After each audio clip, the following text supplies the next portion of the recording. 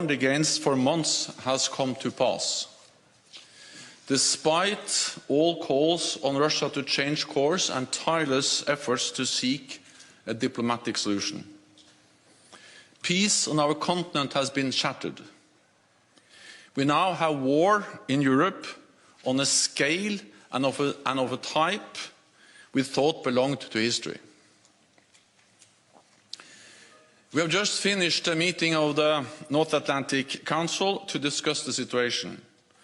The Council also addressed the request by Bulgaria, the Czech Republic, Estonia, Latvia, Lithuania, Poland, Romania and Slovakia to hold urgent consultations under Article 4 of the Washington Treaty. This is a grave moment for the security of Europe. Russia's unjustified and unprovoked attack on Ukraine is putting countless innocent lives at risk. With air and missile attacks, ground forces and special forces from multiple directions, targeting military infrastructure and major urban centers. This is a deliberate, cold-blooded and long-planned invasion. Despite its litany of lies, denials and disinformation, the Kremlin's intentions are clear for the world to see. Russia's leaders bear full responsibility for their reckless actions and the lives lost. NATO allies condemn Russia's invasion of Ukraine in the strongest possible terms.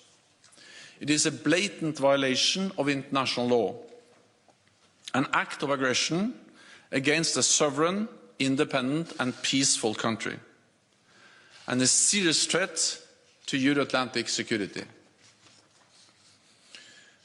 We call on Russia to immediately cease its military action, withdraw its forces from Ukraine and choose diplomacy. We fully support Ukraine's sovereignty and territorial integrity, and Ukraine's right to self-defense. Russia is using force to try to rewrite history and deny Ukraine its free and independent path. NATO's core task is to protect and defend all allies. There must be no room for miscalculation or misunderstanding. An attack on one will be regarded as an attack on all. This is our collective security guarantee. Today, the North Atlantic Council decided to activate our defense plans at the request of our top military commander, General Todd Walters. This is a prudent and defensive step to protect and shield allied nations during this crisis. And it will enable us to deploy capabilities and forces, including the NATO response force, to where they are needed. In response to Russia's massive military build-up, we have already strengthened our collective defense, on land, at sea and in the air. In the last weeks, allies from North America and Europe have deployed thousands or more troops to the eastern part of the alliance and placed more on standby. We have over 100 jets at high alert, protecting our airspace, and more than 120 allied ships at sea from the high north to the Mediterranean. All this shows that our collective defense commitment, Article 5, is ironclad. We will continue to do whatever is necessary to shield the alliance from aggression. I have called a virtual summit of NATO leaders tomorrow to address the way forward. Russia is now facing severe costs and consequences imposed by the whole international community. The Kremlin's aim is to re-establish its sphere of influence, rip up the global rules that have kept us all safe for decades, and subvert the values that we hold dear. This is the new normal for our security. Peace cannot be taken for granted.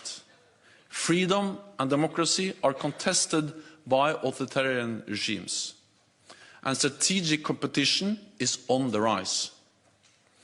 We must respond with renewed resolve and even stronger unity. North America and Europe together in NATO. We are an alliance of 30 democracies standing as one. We will protect our people and our values. Democracy will always prevail over autocracy. Freedom will always prevail over oppression. And then I'm ready to take your questions. We'll go to Interfax Ukraine. Thank you, Anna. Interfax Ukraine, Irina Sommer. Secretary General, we all know that NATO will not fight for Ukraine. But don't you think it's time for NATO to build anti-Putin coalition? Thank you. NATO stands in solidarity with Ukraine, and NATO allies are imposing severe costs on Russia for the reckless invasion of Ukraine. NATO allies, in close coordination with the European Union and other partners all over the world, are now imposing severe economic sanctions on Russia to demonstrate that we follow up on what we said, and that is that it will be a high price for Russia to pay. NATO allies have also over a long period of time provided support, practical support, military support to Ukraine, and helped them to build a much stronger, much better equipped, much better trained armed force today than the Ukraine had in 2014. And I would like to recognize the professionalism and the bravery of the Ukrainian men and women in uniform who are now standing up against the Russian invasion. So we continue to stand together, condemning the Russian full-scale invasion of Ukraine, and allies stand together also in sending a message that we will never accept the brutal violation of international law that we see taking place as Russia now invades Ukraine. We'll go to Bloomberg. Do you have any information that shows that NATO allies face a direct threat from Russia at the moment? And would NATO reconsider military intervention in Ukraine? Thank you. NATO is the strongest alliance in history. And make no mistake, we will defend and protect every ally against any attack and every inch of NATO territory. And that's the reason also we have increased our presence in the eastern part of the alliance with thousands of more troops, ships and planes over the last weeks. To send a very clear message that an attack on one ally will trigger a response from the whole alliance. And we do so not to provoke a conflict, but to prevent a conflict. What we do is defensive, it's prudent, it's measured, but it is necessary because we see the aggressive actions of Russia against Ukraine, and therefore allies also have to make sure that there is no room for any misunderstanding about that Russia can do anything like that against a NATO allied country. National Public Radio. Hi, thank you. Terry Schultz with NPR and DW. Mr. Secretary General, in the NAC statement, you say that we're deploying additional defensive land and air forces to the eastern part of the alliance, additional maritime assets, and increase the readiness of forces.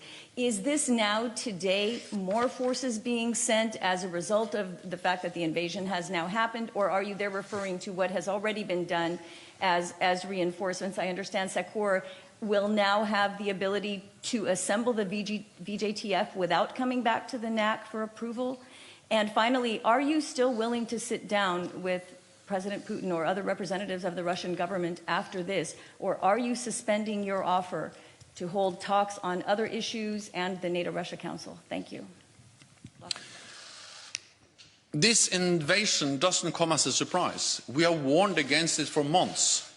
And sadly, what happened this morning during the night was something that Allied security and intelligence services have predicted for a long time. We have tried to prevent it by calling on Russia to engage in diplomatic efforts, by telling Russia that there will be severe costs, economic sanctions, if they invade Ukraine further.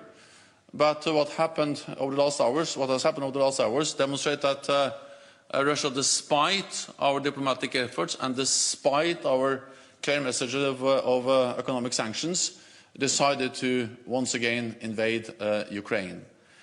But since we have been warning against this for a long period of time, we have also taken prudent measures to prepare ourselves. And that's the reason why we, over the last months and weeks, have significantly increased the presence of NATO troops in the eastern part of the alliance. More land troops, ground forces, but also air and naval forces. In the coming days and weeks, there will come even more.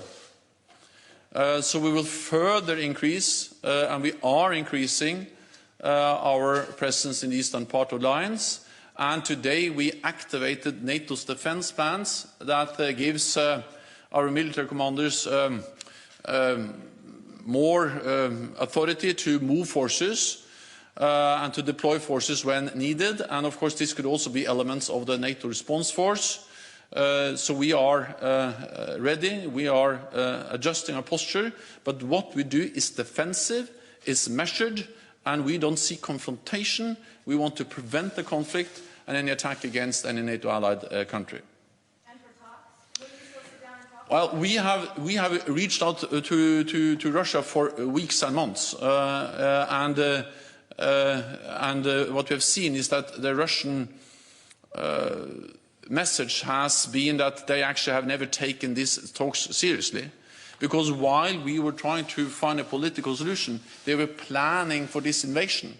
And while we were trying to find a political solution, they were actually day by day, week by week, increasing their military presence and readiness on the borders of Ukraine, and now the launched invasion.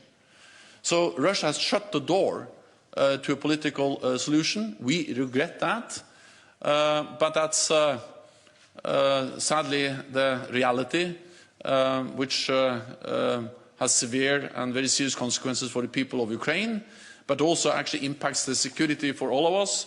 And that's the reason why we step up our presence in the eastern part of the alliance. Frankfurt Allgemeine Zeitung. Thanks a lot for taking the question.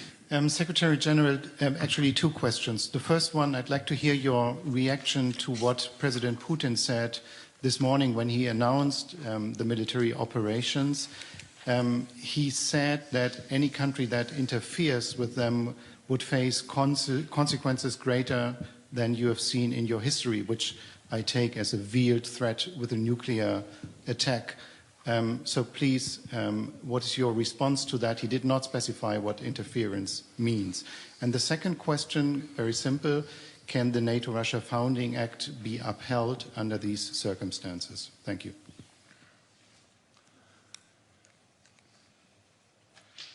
The threatening rhetoric by President Putin and the aggressive actions by Russia, of course, is the reason why we are saying that we are now faced with a new normal for our security.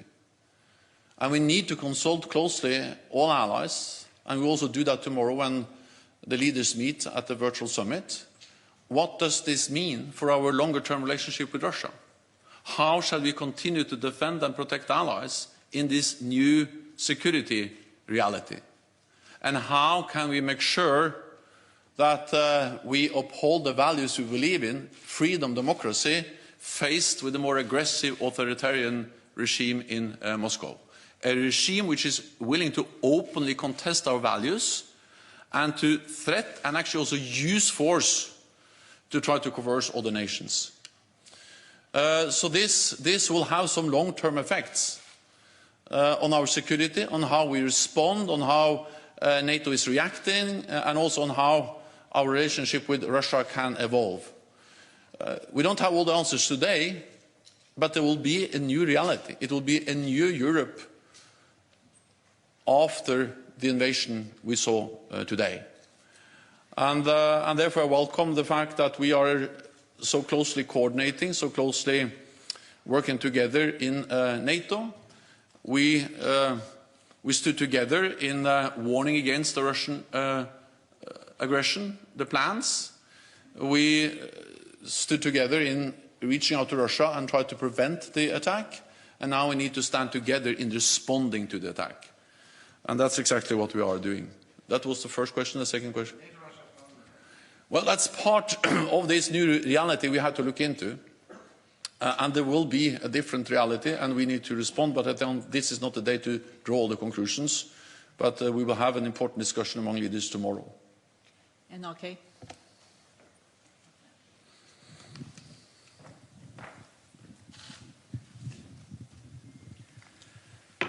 Thank you for the question.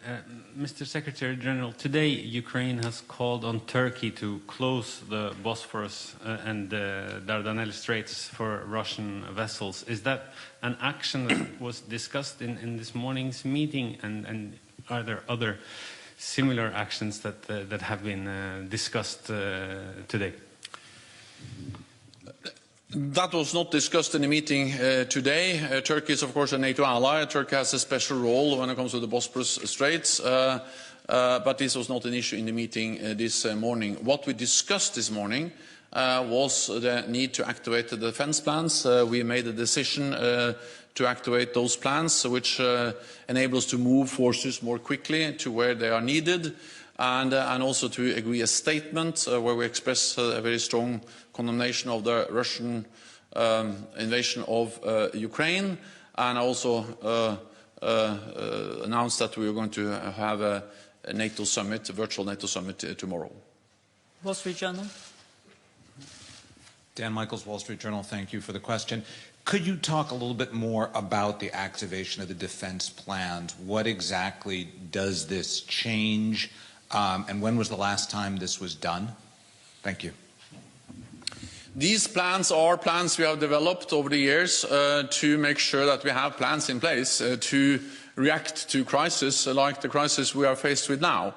And they are defensive plans, they are prudent plans, and they are plans that covers the whole east of our lines from the Barents Sea down to the Mediterranean, and they give our military commanders some more authorities within politically defined guidelines and frameworks to deploy forces where they deem it needed, and that's exactly what we have agreed today. So these again are defensive plans, ensuring that we have forces at the sufficient readiness at the right place throughout Europe. Associated Press. Have they ever been activated before? So I don't know whether it's right for me to answer that question, because I don't know whether it has been made public before, so I only will say that we activated them today. Associated Press.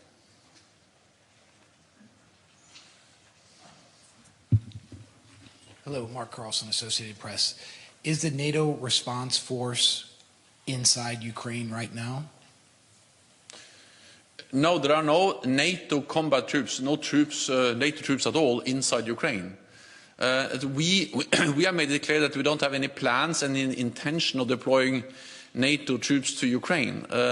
What we have made clear is that we have already increased, and we are increasing the presence of NATO troops in the eastern part of the alliance on NATO territory. Ukraine is a highly valued partner. We have supported Ukraine for many, many years. We helped them to build a more modern, capable armed force, military. We have helped them to train, equip, and in many different ways strengthen their armed forces. We help them with cyber defenses, NATO and NATO allies in different ways. But we don't have NATO troops in Ukraine, and we don't have any plans to send NATO troops into Ukraine. But we are there to protect and defend all NATO allies. So we support Ukraine. We provide absolute security guarantees for NATO allies. And we demonstrate that commitment by increasing the presence in the eastern part of the alliance. We'll try to take a couple of questions online before we come back to the press room. So we'll go to Steve Erlanger from New York Times. Thank you, Secretary General. Two quick questions. One, do you still have military deconfliction contacts with Russian forces today? Are those ongoing? And secondly, a lot of NATO countries are going to want to keep supplying weapons to Ukraine. Do you foresee this as a major risk of NATO-Russia conflict? And where else do you see risks of conflict now between Russia and NATO countries that could spill over into something worse? Thank you, sir. We have increased the presence in the eastern part of the alliance, and we have activated NATO defense plans today to make sure that we do not see any spillover to NATO territory. Because as long as Russia knows that an attack on a NATO ally will trigger a response from the whole alliance, they will not attack, because we are the strongest alliance in history. And as long as we stand together and make clear that we are committed by our collective defense commitments, that's the best way to prevent any attack, any spillover from the tragedy, the heinous attack we see in Ukraine, spillover onto any NATO allied country. The NATO allies have provided support to Ukraine in many different ways over the last years, especially since 2014. NATO has helped them with the cyber defenses. We have also helped them with some different trust funds for different activities, and then on top of that, and different capacity building measures help them to strengthen, including the naval forces and other elements of their armed forces. But then on top of what NATO has done as an alliance, NATO allies have also provided military equipment, including defensive weapons and other types of support training. It will be a national decision in what way allies continue to provide support. So that's for individual NATO allies to decide. Deconfliction is extremely important for us. There has been contacts between our military commanders and Russia. We will continue to reach out to them to make sure that we do everything we can to ensure deconfliction. We'll next go to Helsingin Sanomat, Teija Sutinen. Yes, this is Teija Sutinen from the newspaper Helsingin Sanomat. What is your message to the partnership countries, Finland and Sweden, in this situation? At least in Finland, there's a discussion about the possible NATO membership, but is this realistic during a crisis? Thank you. Finland and Sweden are very close partners, and I have taken careful note of the very clear message, both from Finland and Sweden, that even though they don't apply for membership now, they strongly believe that NATO should not sign any kind of agreement with Russia based on what Russia has proposed for us, to sign a legally binding agreement ending any enlargement of NATO in the future. So I've seen that Sweden and Finland states that for them this is a question of self-determination, the sovereign right to choose their own path, and then potentially in the future also to apply for NATO membership. So for me, the very clear messages from Finland and Sweden just has underpinned how important it is that NATO allies do not compromise on core values, including the right for every nation to choose its own path, meaning whether it wants to belong to NATO or not belong to NATO. NATO respects those decisions, regardless if it's yes or no to joining a NATO. We very much value the close partnership with Finland and Sweden. It's important for NATO, it's important for Finland and Sweden.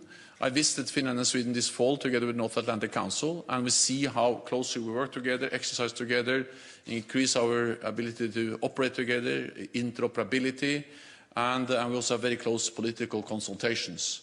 And therefore, I have invited Sweden and Finland to the virtual summit tomorrow, the NATO summit tomorrow.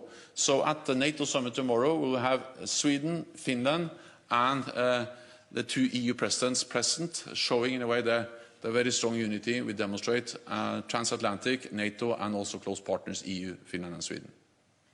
We'll go to Polish radio. Beata Płomecka, Polish Radio. If I may, follow-up question to Terry's question. When exactly this high readiness element of the NATO response force may be deployed? Is it up to the leaders if you convey the summit for tomorrow? Thank you. First of all, we have already deployed thousands of troops. And for instance, to Poland, there are more US forces, there are more forces from the United Kingdom, and there are also all the nations deploying more forces to Poland, and also to other countries in the eastern part of the alliance.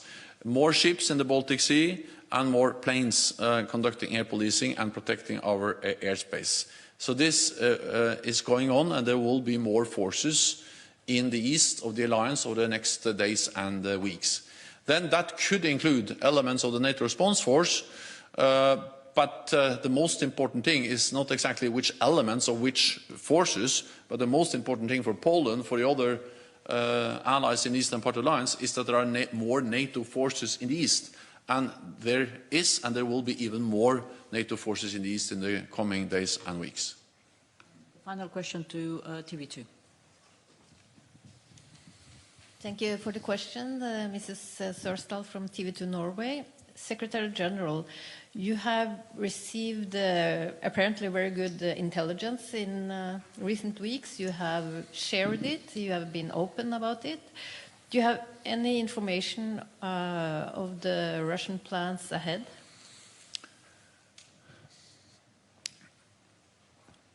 So our intelligence has been very precise because it has predicted over now several months the military build-up, but also the intentions, the plans of Russia to attack Ukraine.